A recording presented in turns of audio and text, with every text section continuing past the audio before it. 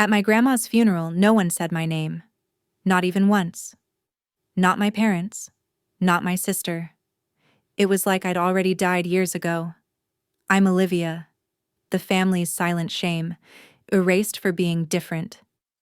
But the thing they couldn't erase was what I became.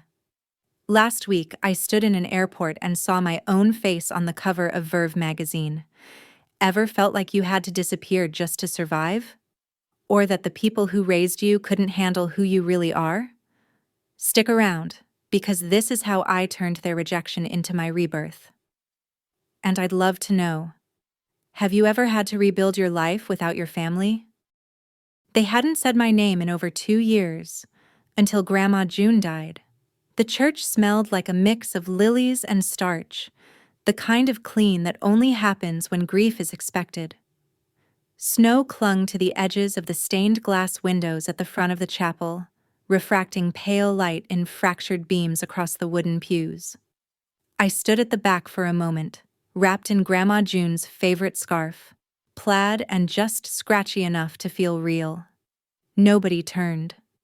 Or maybe they did, and I missed it.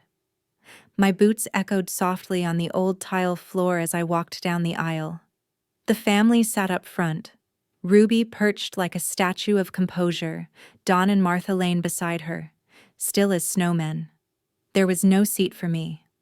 That part didn't sting as much as I'd expected. I found a spot in the last row, next to a woman who might have been a second cousin. She didn't greet me, just offered a polite nod, then folded her hands neatly in her lap. When the minister began, Ruby rose to speak. "Grandma June taught us to value tradition," Ruby said, her voice like pressed linen, "to stay united, to hold tight to the values she held dear. Unity. That was rich." Ruby glanced at me for half a second, a flicker of recognition before she turned back toward the crowd. I wondered if she was hoping I'd slip out before the reception. I wasn't giving her that. After the final hymn, we shuffled into the adjoining hall. Round tables, ham biscuits, casseroles topped with potato chips, and small talk. I lingered near the coffee urn, listening. "She showed up?" whispered a voice behind me. "Must be guilty," someone else replied. I kept my back straight, sipping from a paper cup like it had something stronger than decaf. A woman I vaguely remembered as Aunt Kathy approached me, her lips tight. "You've changed," she said, with the tone one might use to describe mildew. I gave a nod. "People do." The slideshow played above the dessert table. Grandpa's retirement, Ruby's wedding, Thanksgiving 2016, Easter 2018. I stood there watching, waiting. Frame after frame rolled by. Not a single one with me. I stepped outside. The cold hit me like an open palm. I watched my breath plume, trying to steady the ache in my chest. That's when I remembered the folded paper tucked in my program. Grandma June's handwriting had always been looping, elegant. I recognized it even folded in half. My fingers trembled slightly as I opened it. "Olivia," it read, "if you're reading this, you showed up. I always knew you'd walk back tall. That's kind of different." A memory pulled at me. One summer, standing barefoot in her kitchen. The air had smelled of cinnamon and butter. We'd been baking cornbread, and I'd dropped the eggs. I cried, afraid I'd ruined everything. She just laughed and pulled me into a flowery hug. "One day they'll see," she whispered then, brushing a tear off my cheek. "Your flavor was never bland." I leaned against the brick wall outside the church, feeling its chill seep through my coat. But I wasn't numb. I was very much awake. Each whispered judgment inside had chipped at me. Yes, but Grandma's words built me back. Inside, someone called for the family to gather for a group photo. I wasn't invited. I didn't go. Instead, I reached for my phone, snapped a picture of the snow-dusted stained glass and typed, "Came home. Still me." Then I slipped the letter into my coat pocket, next to my heart. I took the long way back to my rental car, around the block, past the old bakery that used to sell sticky buns for 50 cents on Saturdays. It was boarded up now, a real estate sign drooping sadly in the window. Funny how even towns forget what once mattered. I paused by the corner bench where Grandma June and I would sit after church. She always brought those butterscotch candies wrapped in gold foil, the kind that melted too fast in summer. Once, when I was maybe 10, she'd handed me one and said, "You'll know who you are by what you hold on to when it gets quiet." A car honked faintly in the distance, pulling me back. I walked slower, not wanting the moment to end just yet. Outside the florist shop where Grandma used to buy fresh daisies every Sunday, I stopped to look at the window display. It was full of silk arrangements now, neatly arranged, lifeless. I wondered if anyone in my family even remembered those daisies. Back at the car, I sat for a while before starting the engine. The scarf still held her scent. Lavender and a hint of old cedar. I closed my eyes, letting the memories settle around me like snow. Before I drove off, I jotted down a few words in the notebook I kept in my bag. Even when they erase you, memory is a kind of resistance. And showing up is a kind of rebellion. I didn't know what I'd do with those words yet, but they felt like something I might want to remember. The funeral didn't change anything. Not really. But it reminded me of something I hadn't felt in years. That being different didn't mean being wrong. That showing up, even when uninvited, still counts. Somewhere between the church doors and the gravel lot, I'd gathered up a version of myself that had been waiting. Not angry. Not desperate for closure. Just ready to walk my own path again, even if it didn't lead back to them. I pulled out of the parking lot slowly, glancing one last time at the steeple in the mirror. "Goodbye, Grandma," I whispered. "And thank you." I didn't feel welcome, but I did feel seen, for the first time in years. They said I stood out too much, so I built a life where standing out was the goal. Rain slid down the skylight in gentle sheets as I adjusted the hem of a mock-up dress on my mannequin. The studio was warm with the scent of bergamot and worn wood, jazz humming softly from a vintage speaker in the corner. Fabric bolts lined one wall. Colored pencils scattered across the table like a rainbow spilled on purpose. I ran my fingers over a swatch of recycled cotton. The texture was imperfect, coarse in some spots, delicate in others. I liked it better that way. Perfect was always someone else's idea. I used to chase it once. Sunday mornings back in Salt Lake, Ruby with her steady hands and a pair of dull scissors, snipping away at my curls so I'd look less wild for church. Back then, I thought being wild was bad. Now, it's my entire brand. A soft ping came from my laptop. I glanced over. An email from Verve's editorial team asking if I could send over a lookbook by Friday. My heart beat a little faster. This was real. Just as I sat down to draft a reply, a small notebook slipped from between the couch cushions. I hadn't seen it in years. It was a high school sketchbook, the cover stained with coffee and stickers from a protest I barely remembered attending. I opened the first page. There it was, in thick black marker. Future me, unapologetic. The sketch was clumsy but fierce, a woman in combat boots, holding a pencil like a torch. A chuckle escaped me. "Nice try, teenage me," I muttered, but there was something proud in it too. My phone buzzed. Harper. "Hey, Liv," she said, her voice always a little too bright. "You might want to check your inbox again." I refreshed my email. Confirmed. Olivia Lane, February cover feature. I froze, then laughed out loud, startling my cat, Bean, off the windowsill. Harper whooped on the other end. "You did it, girl. You're gonna be front and center." I leaned back in my chair, a little dazed. "I'm not sure I'm ready," I admitted. "You were born ready," Harper said. They're just finally catching up. I hesitated. What if they see it? Ruby. My parents. Let them, she said firmly. Let them see what they couldn't hold back. The sound of rain filled the silence between us. Liv, she added gently. This is your name. You get to decide what it means now. Later that evening, I tucked into a corner booth at the Velvet Fox Cafe, sketchpad in hand. Almond chai steamed beside me.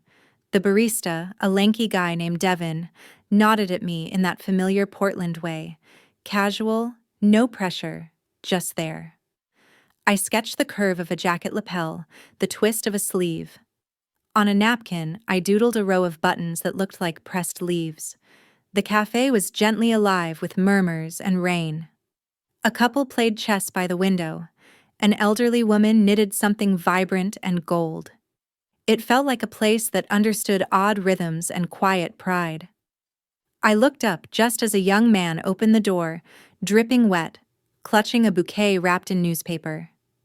He grinned at the barista and whispered something before disappearing into the kitchen. Moments like that, small, personal, were what made this city feel like home. Life here was messy and beautiful. People had green hair and compost bins. Nobody flinched when you cried in public or danced alone at a crosswalk. I felt known here, not in the way family says they know you, but in the way strangers sometimes do when you stop pretending. The last time I felt that kind of ease, I was 10. Grandma June had let me wear mismatched socks to Easter brunch. One striped, one polka-dotted. I remember Ruby's horrified gasp, how Mom whispered about propriety, but Grandma had just smiled and whispered to me, if both socks are happy, who's to say they're wrong? Back then, I thought she meant it as a joke. Now I realize she was handing me a compass. I checked my phone. Ruby had posted a quote on her story. Loyalty is the glue of family. A stock image of clasped hands below. My stomach turned. Funny how someone could invoke loyalty only after breaking yours. I tapped her profile photo. Her smile hadn't changed, nor had the way she tilted her head just so, like she was always 2 degrees above the rest of us. The last time we spoke, she'd accused me of being intentionally difficult. Said I was selfish for choosing art school over helping with Dad's accounting firm. That was 4 years ago.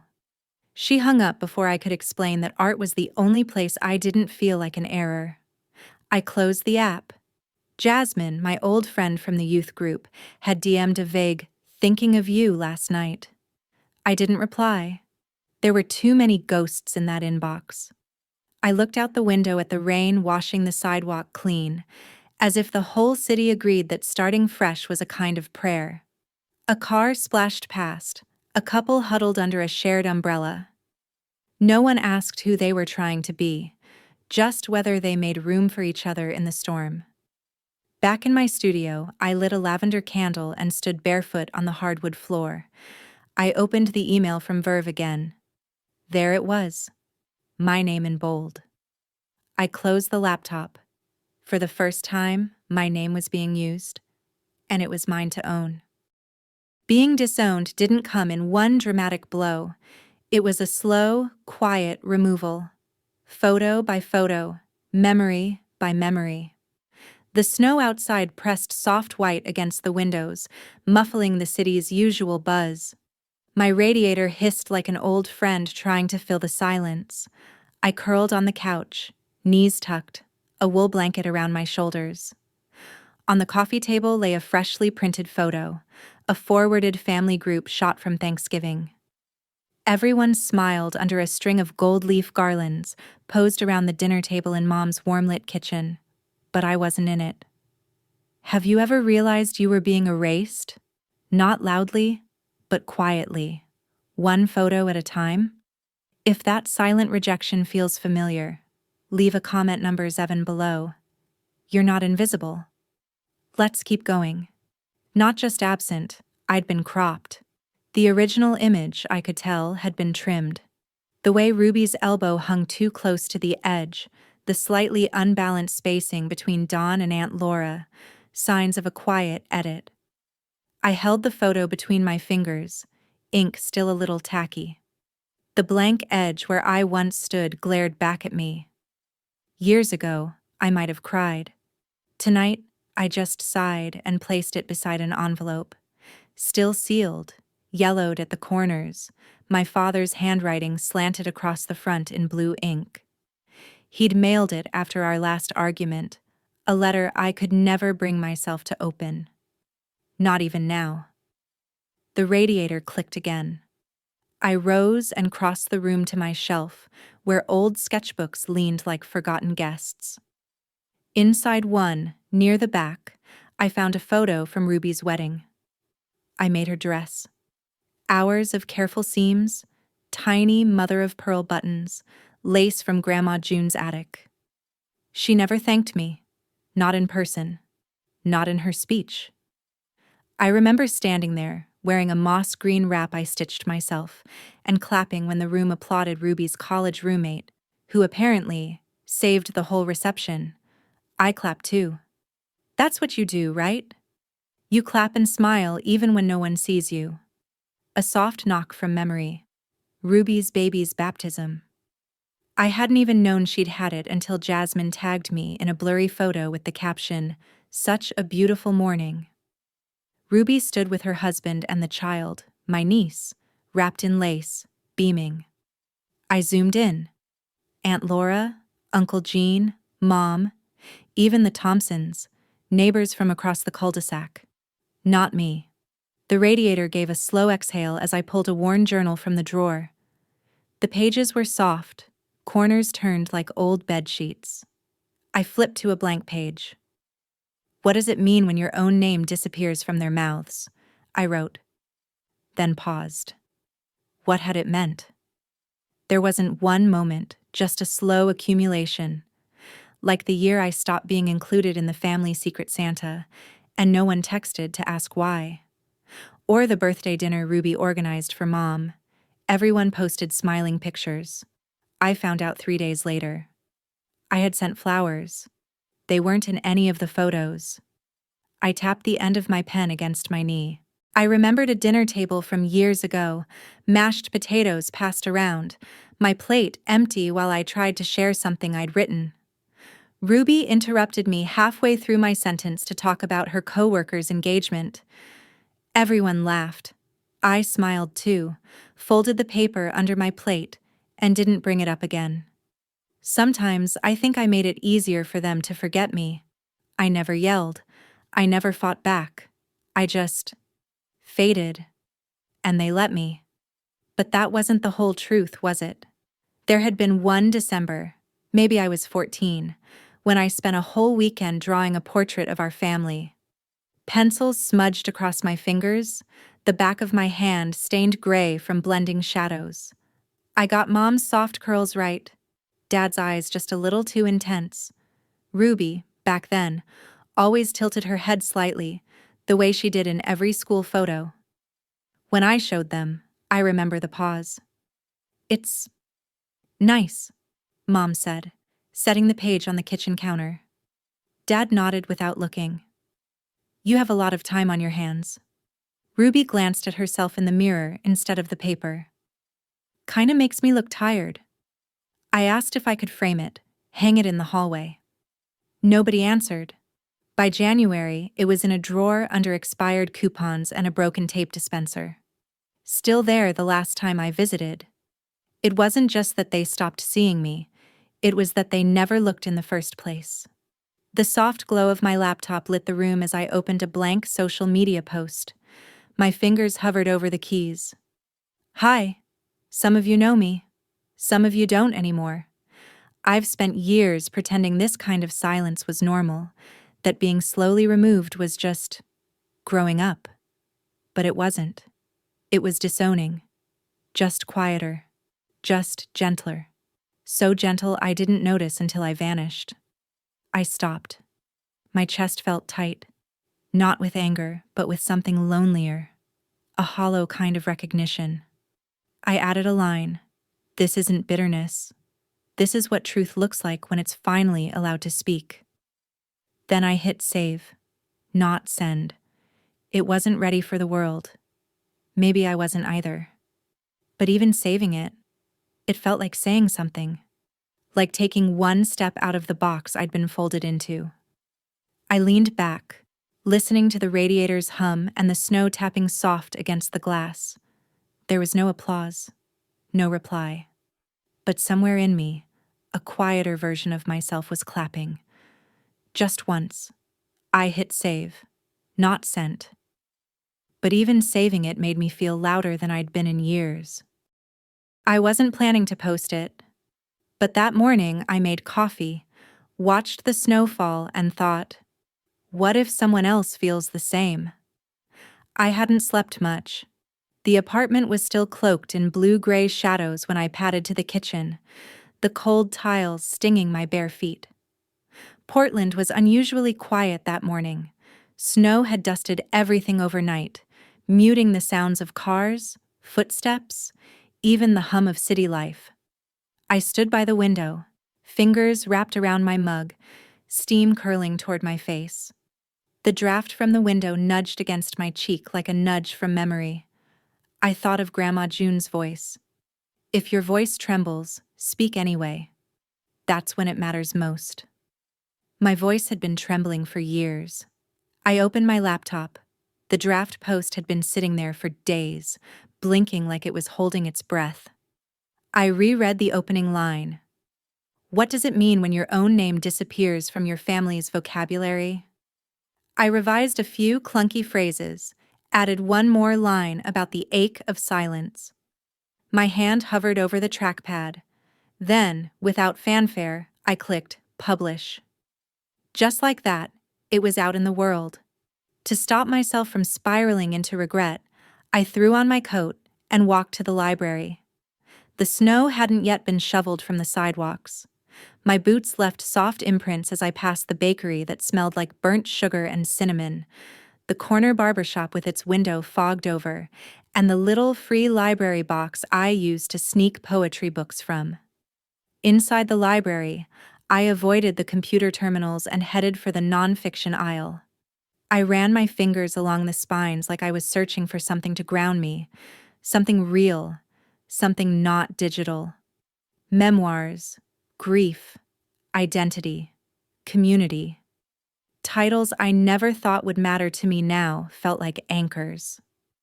I pulled out a book about chosen families and flipped it open. The author described the way strangers sometimes become lifelines, how healing can happen sideways, not from the ones who hurt you, but from those who understand the same hurt. I passed a mirror in the hallway near the bathrooms. I caught a glimpse of myself, messy hair, puffy eyes, scarf loosely knotted, and for the first time, I didn't flinch. I didn't try to fix anything. I just saw myself and nodded. It wasn't pride. It was recognition. I sat on a bench near the large window that overlooked the street, holding that book open but not reading. A little girl in a red coat skipped past the frosted glass, her mittened hand trailing along the ledge. I wondered what she would think of her reflection one day, if someone would ever make her feel like she needed to erase it. My phone buzzed once. Harper, you okay? I stared at the screen, debating, then typed, me. Posted it. Now hiding in the library like a Victorian ghost. She replied almost instantly, Harper, library ghosts are the most powerful kind. I'm proud of you. I smiled. It helped. More than I expected. My mind wandered, back to high school, freshman year. I had written a piece for the school newsletter about feeling invisible at home. It was raw, not very polished.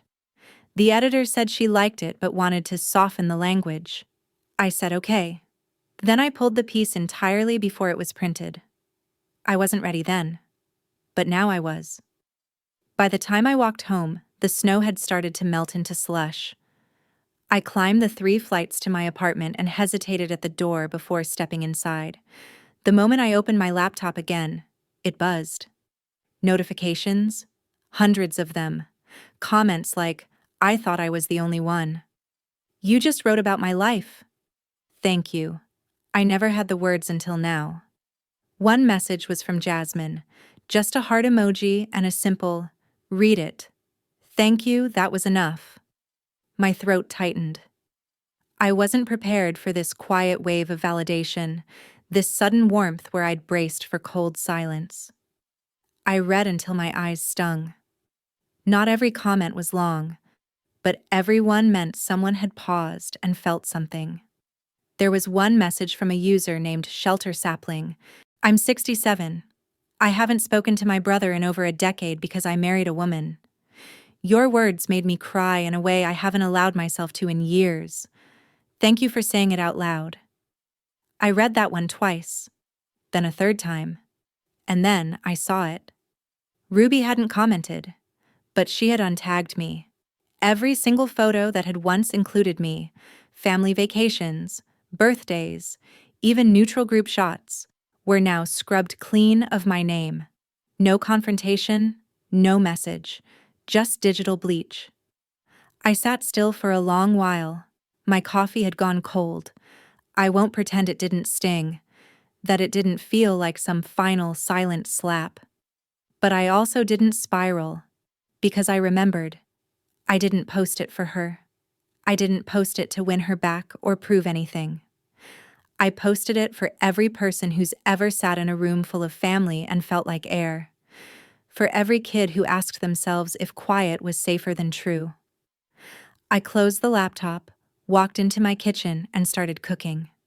Chopping onions grounded me. So did the hiss of olive oil in the skillet. I remembered how Grandma once said that feeding yourself well was an act of resistance. I made lentil stew with garlic and thyme, and let the scent fill the apartment like a reminder. I'm still here. Later that night, I read the post again, this time aloud. My voice trembled. Yes. But it didn't break. It carried. And when I finished, I opened my notebook and wrote a line at the top of a fresh page. I spoke. I stayed. Ruby read it. I could tell. She didn't comment. But she untagged me from every photo that was left. And still, I stayed. I used to beg them to see me. Now I was on magazine racks across the country, and they still averted their eyes. The first time I saw the cover was at the Portland International Airport. I wasn't flying anywhere. I just needed to see it in the wild. There it was, nestled between a celebrity cookbook and a travel magazine, Verve's February issue. My face, framed by loose curls, stared back at me. I was draped in a structured indigo wrap I had designed myself. Unapologetically bold. Unmistakably me. I picked up a copy. Then another. The glossy pages felt heavier than I expected, almost ceremonial. I flipped to the center spread, where my profile ran alongside a full-page portrait. The quote they pulled made me pause. Being different isn't radical. Erasing difference is. I had scribbled that line at 2 a.m. on the back of a grocery receipt. Now it was inked in bold across a national magazine. Later that day, I met Harper at our favorite cafe.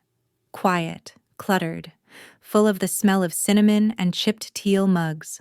She walked in beaming, holding a small bouquet of daffodils. "To women who rewrite their stories," she said, raising her lavender latte. I lifted my plain black coffee. "To women who were always writing them, just quietly." She reached across the table and squeezed my hand. "No one can look away now, Liv."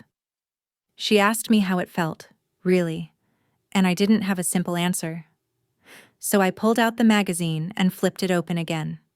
We read through the interview together, paragraphs where I had talked about visibility, community, and how for years I had confused silence for peace. One passage made us both go quiet. When I was 17, I made a dress from tablecloth scraps.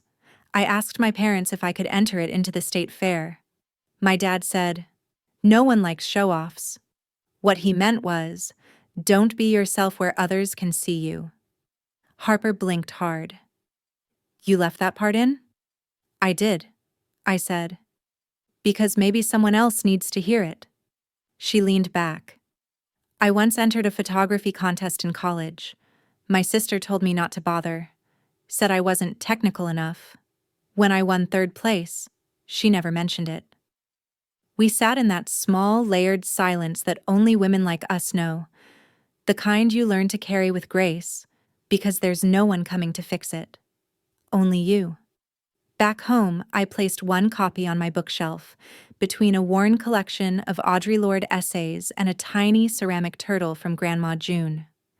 I wrapped two more in craft paper, addressed them to two women who had commented on my post weeks ago.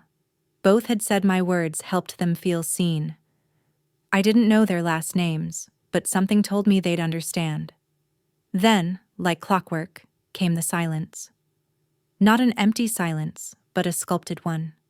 Ruby had untagged me from every shared photo still on her profile, even the ones from the high school choir, even our summer camping trip to Bryce Canyon.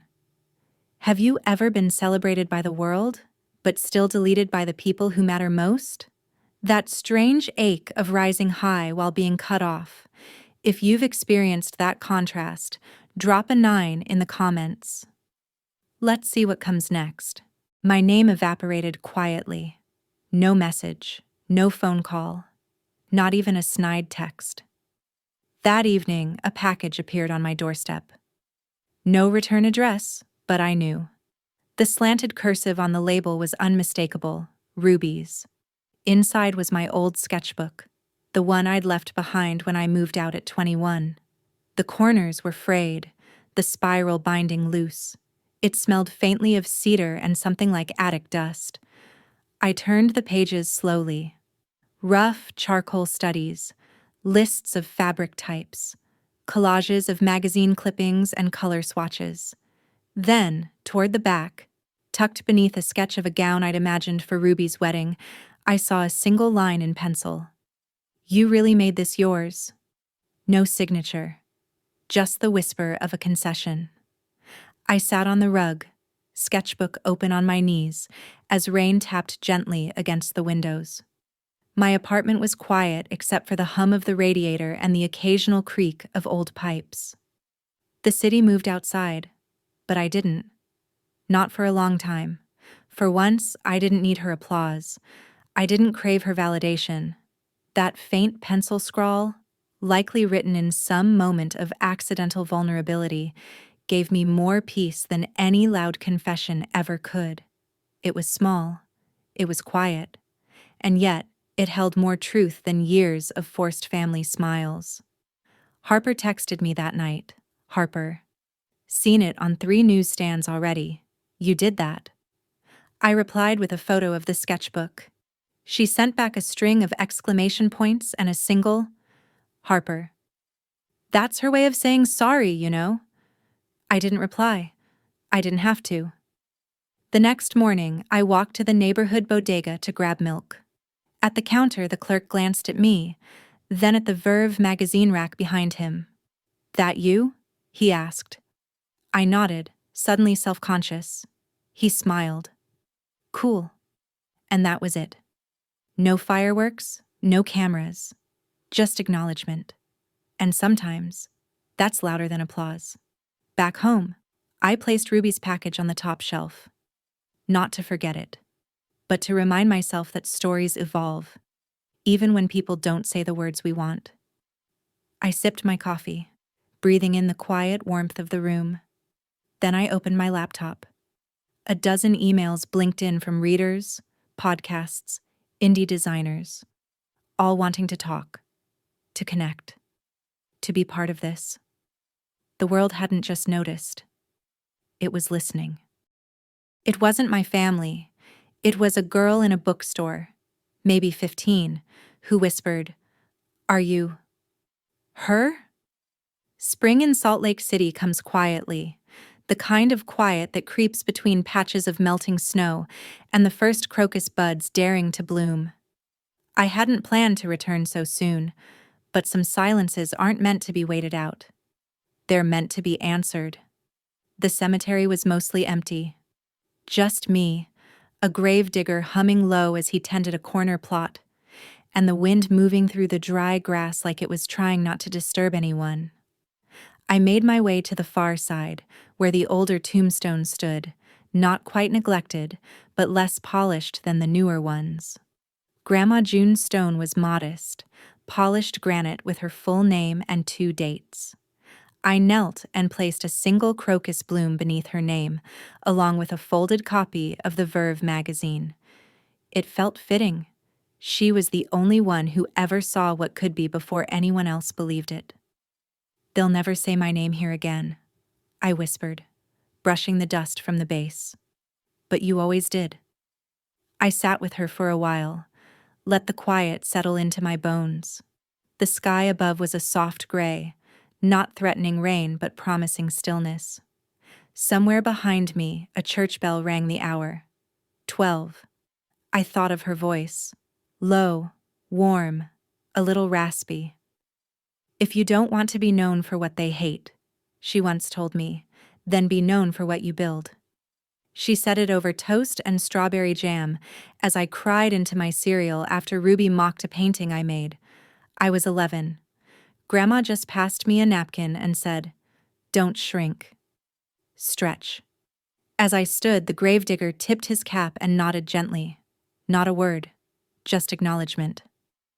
I smiled back. Even small gestures feel monumental when you've spent years unseen. I didn't leave right away. I walked a slow loop around the gravel path. A memory returned.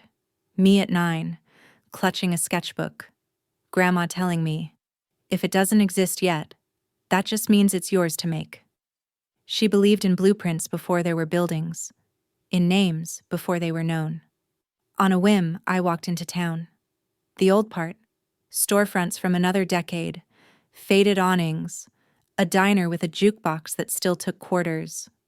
My feet stopped in front of a bookstore I hadn't seen in years. Bent pages. The bell over the door jingled as I pushed inside. It smelled like time, paper, dust, and something citrusy like old lemon wax. I wandered past the shelves, trailing my fingers along the spines, until I reached a corner where local magazines were stacked, and there, tucked among them, was Verve, my face, looking out. That's when I heard her. The quiet inhale, the pause. "Are you her?" I turned to see a girl, maybe 15, maybe younger, wearing an oversized hoodie and carrying a worn sketch pad. Her eyes were wide but not afraid, just hopeful. "I read your post," she said, barely above a whisper. "I saved it. I didn't know you were real." I smiled, crouched down a little to meet her gaze. "I didn't either, for a while." She shifted her weight, clearly debating something. Then she opened her sketchpad and held it out. "Would you sign it?"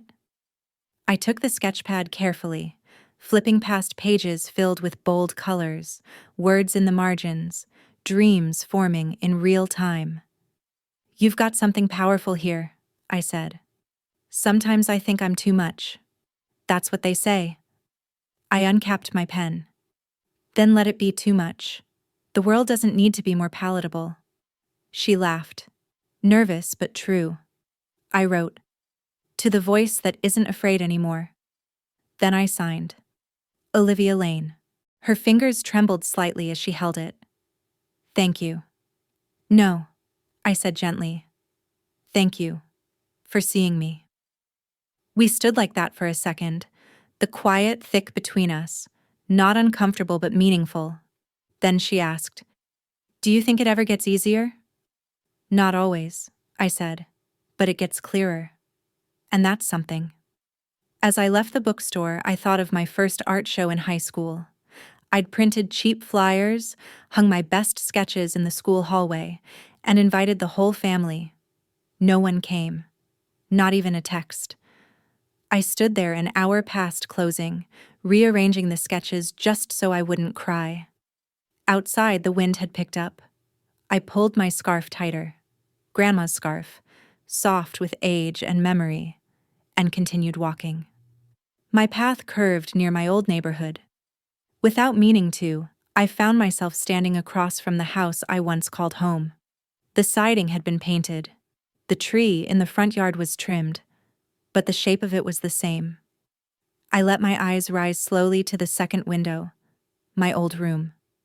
I didn't flinch. I didn't cry. I didn't even pause for long. Some places are meant to be passed, not reclaimed. At the airport, I grabbed a cup of tea and found a seat by the window. As I sipped, a woman nearby flipped through a copy of Verve. She kept glancing at me, then back at the page. Finally, she leaned over and whispered, "Is that you?" I smiled and nodded. She grinned. "Your piece was beautiful. My daughter read it twice."